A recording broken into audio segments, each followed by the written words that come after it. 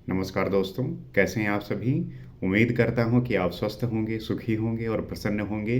श्रीमद् भागवत गीता में आपका स्वागत है।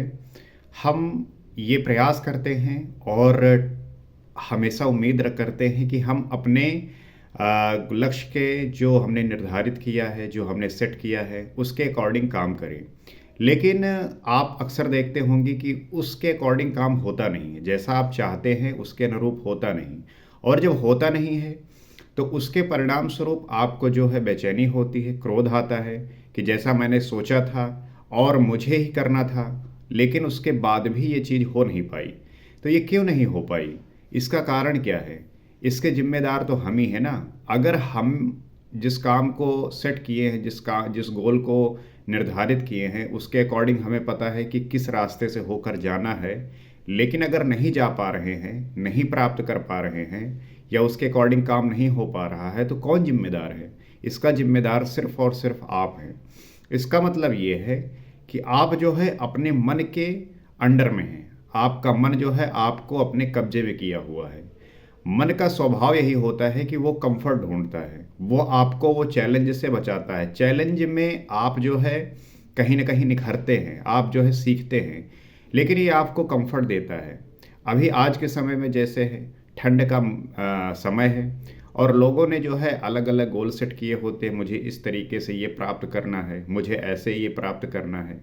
लेकिन ये जो ठंड है, ये आपको कहीं न कहीं क्या लेज़ी करता है, क्या आलसी बनाता है? और अगर ऐसा कर रहा है, अगर आप हो रहे हैं, इसका यही मतलब है कि आप अपने मन के अंडर में हैं। आप अपने मन पे नियंत्रण नहीं पा पाए, आपने अपने मन को नहीं जीत पाए और इसके परिणाम स्वरूप जो आपका लक्ष्य है, वो कहीं न कहीं दूर जाता है।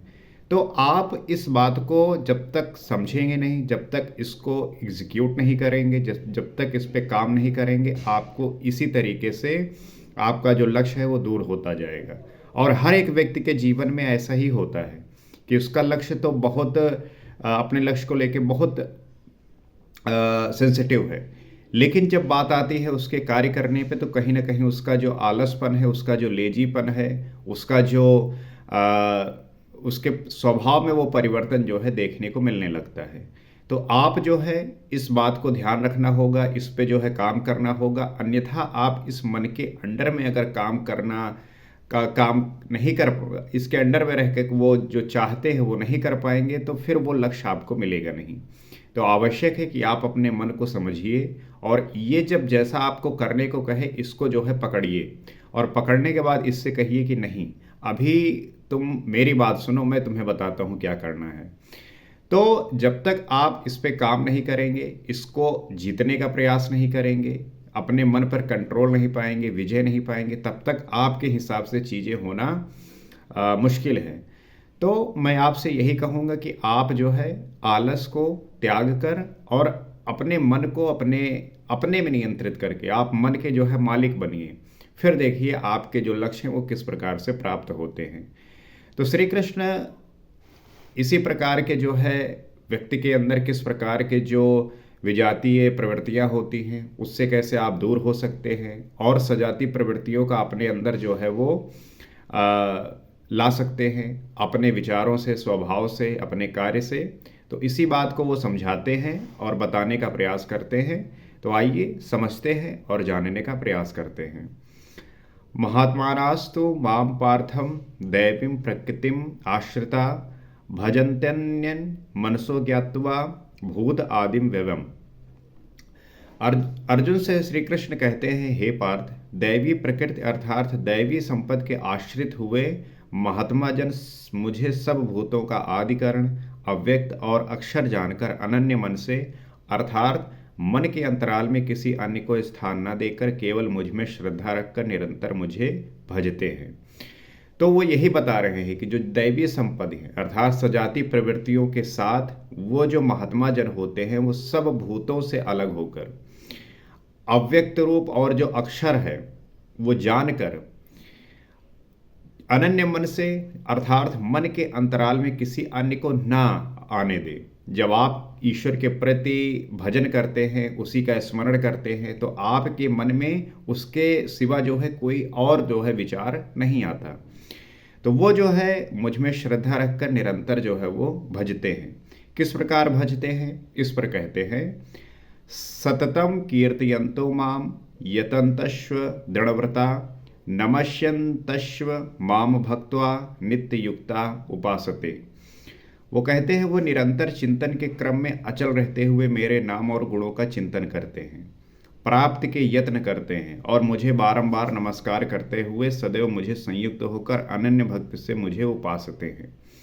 तो वो ये कह रहे हैं कि वो निरंतर जो है चिंतन के व्रत में अचल रहते हैं, अर्थात उनका ये है कि मुझे करना ही करना है, मेरा इसमें जो है किसी भी प्रकार का अड़चन जो है वो नहीं होता, और मेरे नाम और गुणों का चिंतन करते हैं, अर्थात ईश्वर का जो नाम है और जो ईश्वर के गुण हैं वो उन पर चिंतन करते हैं। उसी प्रकार के गुण वो अपने भी जीवन में लेके आते हैं, तभी तो जो है उनके सदृश हो जाते हैं। तो जब ईश्वर के गुण, उनकी क्वालिटीज़ वो अपने जीवन में लेके आते हैं तो प्राप्ति के यत्न करते हैं और फिर वो मुझे प्राप्त करने की यत्न करते हैं और मुझे बारंबार जो है नमस्कार करते हुए सदैव मुझसे संयुक्त होकर अनन्य भक्ति से मुझे उपासते हैं। तो वो जो है निरंतर मेरा नमस्कार करते हैं, सदैव मुझसे संयुक्त होकर अनन्य भक्ति से मुझे उपासते हैं। तो इस प्रकार से जो है उनका ये नित्य चिंतन पद्धति हो जाती है, इस प्रकार का उनका कर्म हो जाता है और अविरल लगे रहते हैं, निरंतर लगे रहते हैं हर क्षण हर दिन। तो कौन सी उपासना करते हैं, कैसा है ये कीर्तिगान। तो ये उपासना कैसे करते हैं, कीर्तिगान कैसा है, कोई दूसरी उपासना नहीं वरन वही यज्ञ जिसे विस्तार से बता आए हैं। तो वो जो उपासना है उसमें जो है कोई दूसरा यज्ञ नहीं जिसे विस्तार से बताया है, मतलब ये है कि कोई दूसरी उपासना नहीं है।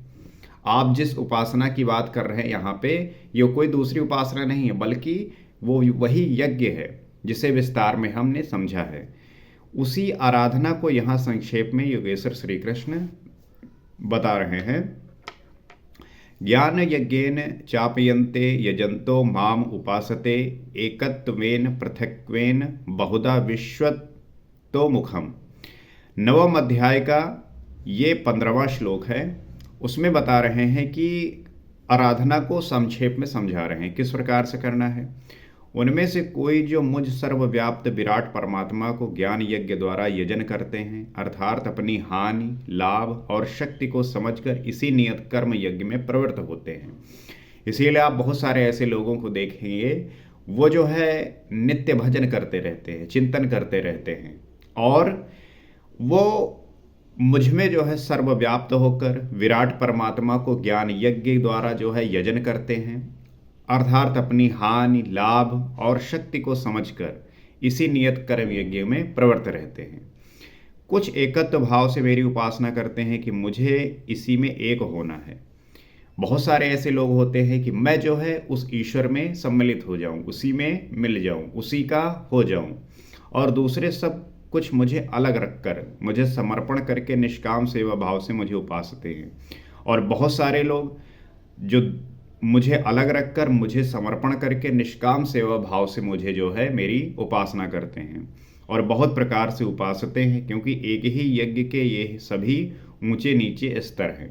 तो अलग अलग तरह की जो है पद्धतियां होती हैं, सब जो है अलग अलग तरीके से करते हैं, जिसको जिस तरीके की विधि पता होती है करते हैं, परंतु सबका जो लक्ष्य है वो एक ही होता है। यज्ञ का आरंभ सेवा से ही होता है, किंतु उसका अनुष्ठान होता कैसे है। यज्ञ का जो आरंभ है वो सेवा से होता है और किंतु उसका अनुष्ठान होता कैसे है, किस प्रकार से कर सकते हैं। तो योगेश्वर श्री कृष्ण कहते हैं कि यज्ञ मैं करता हूँ, यदि महापुरुष रथी ना हो तो यज्ञ पार नहीं चलेगा। तो कृष्ण यही कहते हैं कि यज्ञ मैं करता हूँ, यदि महापुरुष रथी ना हो तो यज्ञ पार नहीं लगेगा। उस व्यक्ति को रथी तो होना ही पड़ेगा, तभी तो जो है श्री कृष्ण जो है उस रथ को ले जाकर पार लगाएंगे, उसको जो है भवसागर से निकालेंगे, अर्थात उसकी जो विजातीय संगतियां हैं उनको नष्ट करके वो अच्छे गुणों की तरफ, दैवी संपद की ओर उस परमात्मा से जो है वो व्यक्ति जुड़ेगा। उन्हीं के निर्देशन में साधक समझ पाता है अब वो किस स्तर पर है, कहाँ तक पहुँच सका, वस्तुतः यज्ञ करता कौन है, इस पर कहते हैं। तो तात्पर्य यह है कि उन्हीं के निर्देशन में, वो साधक जो है समझ पाता है, और वो किस स्तर पर है, कहाँ पहुँच चुका है, इस पे जो है ये समझने की बात है। तो वो ईश्वर ही निर्देशित करते हैं, वही जो है आपको लेके जाते हैं। आप रथी मात्र होते हैं, जो रथ चलाने वाले हैं वो तो जो है वो परम ब्रह्म परमेश्वर ही है, श्री कृष्ण ही है। तो इस पे कहते हैं कि यज्ञकर्ता कौन है, तो कहते हैं अहम क्रतुरहम यज्ञ स्वाधाहम औषधम मंत्रो अहम हमेवाज्यम अहम अग्निरहम हुतम। कर्ता मैं हूँ, वस्तुतः कर्ता के पीछे प्रेरक के रूप में सदैव संचालित करने वाला ईष्ट ही है। तात्पर्य यह है कि कर्ता मैं ही हूँ, और कर्ता के पीछे प्रेरक के रूप में सदैव जो संचालित करने वाला है वो ईष्ट ही होता है, क्योंकि जो हम कर रहे होते हैं कहीं ना कहीं उसका ही वही प्रेरक होता है और वही जो है संचालित करता है। कर्ता द्वारा जो पार लगता है मेरी देन है, और उस कर्ता के द्वारा जो पार होता है जो वो मेरी ही देन है, अर्थात मेरे द्वारा ही जो है उसका वो होता है। तो यज्ञ मैं हूँ, यज्ञ आराधना की विधि विशेष है। वो यही बात कहते हैं यज्ञ मैं हूँ, और यज्ञ आराधना की विधि जो है वो विशेष है। इसको जो है समझने का ही प्रयास लोग जो है विभिन्न प्रकार से करते हैं। पूर्ति काल में यज्ञ जिसका सृजन करता है, उस अमृत को पान करने वाला पुरुष सनातन ब्रह्मा में प्रवेश पा जाता है। तो पूर्ति काल में जो यज्ञ का सृजन करता है, उस अमृत को पान करने वाला जो व्यक्ति है वो सनातन ब्रह्मा में प्रवेश पा जाता है। और स्वधा मैं हूँ, अर्थात अतीत के अनंत संस्कारों को विलय करना, उन्हें तृप्त कर देना मेरी देन है। हर व्यक्ति होता है कि वो संस्कारों से जो है अपने संस्कारों को लिए रहता है, और जितने भी अतीत के अनंत संस्कार होते हैं को विलय करना होता है, और उन्हें तृप्त कर देना मेरी ही जो है देन होती है। तो भाव रोग को मिटाने वाली औषधि मैं हूँ, मुझे पाकर लोग इस रोग से निवृत्त हो जाते हैं। तो उस भाव रोग को मिटाने वाली जो औषधि है वो मैं हूँ, मुझे पाकर लोग इस रोग से जो है निवृत्त हो जाते हैं। मंत्र मैं हूँ, मन को श्वास के अंतराल में निरोध करने मेरी देन है। तो मन को श्वास के अंतराल में, अर्थात मन को आप श्वास के अंतराल में जो है निरोध कर देते हैं, और जब आपका मन परेशान करे तो आपको जो है यही सांसें पकड़नी है। आप अपने सांस पे नियंत्रण पा जाएंगे, इसको जान जाएंगे, और ये यज्ञ की प्रक्रिया साध लेंगे, तो आप जो है इन जो संसार की प्रवृत्तियां हैं, इनमें जो आसक्ति है, इसके प्रति जो आकर्षित हैं, उस पर विजय प्राप्त करेंगे। इस निरोध क्रिया में तीव्रता लाने वाली वस्तु मैं भी हूँ, और इस क्रिया में जो निरोध लाने वाली वस्तु होती है, जिसके द्वारा ये चीज़ होता है, संभव होता है, वो भी मैं ही हूँ। मेरे ही प्रकाश में मन की सभी वृत्तियाँ विलीन होती हैं, हवन अर्थात समर्पण भी मैं ही हूँ। वो ये कह रहे हैं कि मेरे ही प्रकाश में जो मन की प्रवृत्तियां हैं वो विलीन होती हैं, और हवन अर्थात समर्पण भी मैं ही हूँ। तो उन्हीं के द्वारा जो है सारा चीज सब कुछ वही विद्यमान है, वही जो है हैं। यहाँ योगेश्वर श्री कृष्ण बार बार मैं हूँ कह रहे हैं। इसका आशय मात्र इतना ही है कि मैं ही प्रेरक के रूप में आत्मा से अभिन्न होकर खड़ा हो जाता हूँ। वो यही बात कह रहे हैं कि मैं ही हर जगह विद्यमान हूँ, मैं ही जो है हर जगह उपस्थित हूँ, और इसका आशय मात्र इतना ही है कि वो जो है प्रेरक के रूप में आत्मा से अभिन्न होकर खड़ा हो जाता हूँ, ऐसा वो कह रहे हैं। और निरंतर निर्णय देते हुए योग क्रिया को पूर्ण कराता हूँ। वही जो है निर्णय देते रहते हैं, और वहीं के द्वारा जो है योग क्रिया पूर्ण होती है। इसी का नाम विज्ञान है। और महाराज जी भी कहा करते थे कि जब इष्ट देव रथी होकर श्वास प्रश्वास पर रोकथाम न करने लगे, तब तक भजन आरंभ ही नहीं होता। अर्थात आप जब तक इष्ट देव रथी होकर वो जो श्वास प्रश्वास का रोकथाम है वो ना करने लगे, तब तक इसका मतलब है कि भजन आरंभ हुआ ही नहीं। कोई लाख आंख मुंह दे भजन करे, शरीर को तपा डाले, लेकिन जब तक जिस परमात्मा की हमें चाह है, वो जिस सतह पर हम खड़े हैं उस स्तर पर उतरकर आत्मा से अभिन्न होकर जागृत नहीं हो जाता, तब तक सही मात्रा में भजन का स्वरूप समझ में नहीं आता। तो भजन का तात्पर्य यही है कि आप चाहे आँख मूंदे रहें, भजन करें, शरीर तपा डालें, लेकिन जब तक आप उसको नहीं जान पाएंगे, आप जब तक आप में और उसमें कोई भिन्नता रहेगी, तब तक ये चीज़ें अड़चन पैदा करेंगी। और जब आप एक हो जाएंगे, भिन्नता नहीं होंगी, तो तभी जो है उस भजन का स्वरूप समझ में आएगा।